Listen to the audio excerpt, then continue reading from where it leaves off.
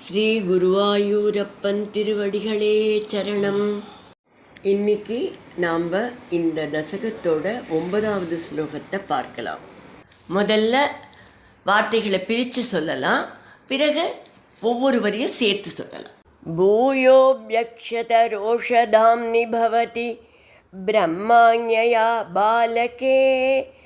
भूयोऽभ्यश्चदरोषधां निभवति ब्रह्माज्ञया बालके.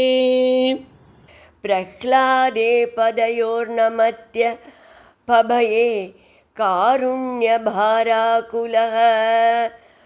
प्रह्लादे पदयोर्नमत्य पभये कारुण्यभाराकुलः. शान्तस्त्वं करमस्य मूर्ध्नि समदाः स्तोत्रैरदोद्गायतः. शान्तस्त्वं करमस्य मूर्ध्नि समदाः स्तोत्रैरतोद्गायतः.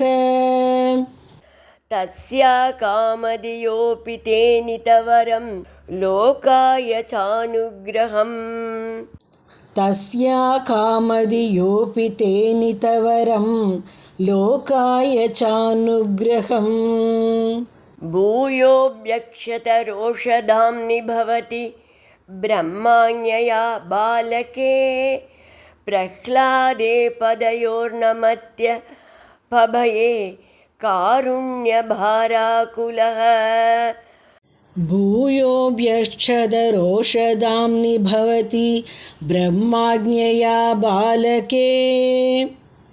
प्रह्लादे पदयोर्नमत्य पभये कारुण्यभाराकुलः.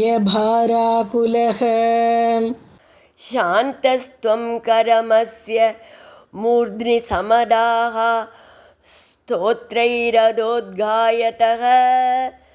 तस्या कामधियोऽपि ते नितवरं लोकाय चानुग्रहम्.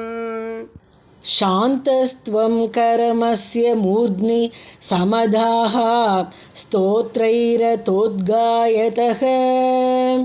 तस्या कामधियोऽपि ते नितवरं लोकाय चानुग्रहम्. இப்போ நாம் இந்த ஸ்லோகத்தோட வார்த்தைகளை பிரித்து அர்த்தங்களை பார்க்கலாம். பூயக அப்பி அதன் பிறகும் கூட, அக்ஷத குறையாத, ரோஷதாம்னி பவதி கோபத்துக்கு இருப்பிடமாக நீங்கள் இருந்ததனால், பிரம்ம ஆக்ஞையா பிரம்மதேவனின் ஆணைப்படி, பாலகே பிரஹ்லாதே சிறுவன் பிரஹ்லாதன், அபபயே சிறிதும் அச்சமற்றவனாய், பதையோகோ நமதி உங்கள் திருவடிகளில் வணங்கியதும், துவம் நீங்கள், காருண்ய பார ஆகுல பெரிய கருணையால் கனிந்து, சாந்தக சாந்தமடைந்து, அஸ்ய மூர்த்னி அவனுடைய தலையின் உச்சியில், கரம் சமதாக திருக்கரத்தை பதித்தீர்கள். அதக பிறகு, ஸ்தோத்ரைஹி உத்காயத துதிகளால் உங்களை பாடி போற்றுகின்ற, தஸ்ய அவனுக்கு, அகாமதீய அபி அவன் எதையும் விரும்பி வேண்டாமலிருந்தும், வரம் வரத்தையும், லோகாய அனுகிரகம் ச உலகுக்கு ஆசியையும் அருளையும், தேனித நீ அளித்தாய். இப்போ இந்த ஸ்லோகத்தை முழுவதுமாக பாராயணம் பண்ணி இதோட முழு அர்த்தத்தையும் பார்க்கலாம். பூயோப்யக்ஷத ரோஷதாம் நிபவதி பிரம்மாண்யயா பாலகே. பிரஹ்லாதே பதயோர்நமத்ய பபயே காருண்யபாராகுலः.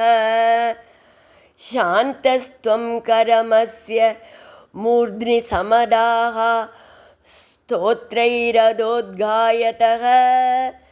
तस्या कामधियोऽपि ते नितवरं लोकाय चानुग्रहम्. அப்பொழுதும் உங்களுடைய கோபம் தணியவில்லை. பிரம்மதேவன் பிரஹ்லாதன் மட்டும்தான் உங்களை சமாதானப்படுத்த முடியும் என்று உணர்ந்து கொண்டார். பிரஹ்லாதனை உங்கள் அருகில் போகும்படி சொல்ல அவன் சிறிதும் பயப்படாமல் உங்களுடைய திருவடிகளை வந்து வணங்கினான். நீங்கள் அவனுடைய தலையில் கையை வைத்து அருள் புரிந்தீர்கள். அதன்பின் அவன் உங்களை பல ஸ்தோத்திரங்களால் துதித்தான். பிரகலாதன் உண்மையான பக்தன் இல்லையா? உங்களிடம் எனக்கு எந்த வரமும் வேண்டாம், ஆசைகளே இல்லாத மனத்தை வரமாகத் தாருங்கள். உங்களிடம் மாறாத பக்தியை மட்டும் அருளுங்கள் என்று வேண்டினான். நீங்கள் அவனுக்கு பக்தியில் பிறராத வரத்தையும் உலகத்துக்கு அனுகிரகத்தையும் அளித்தீர்கள்.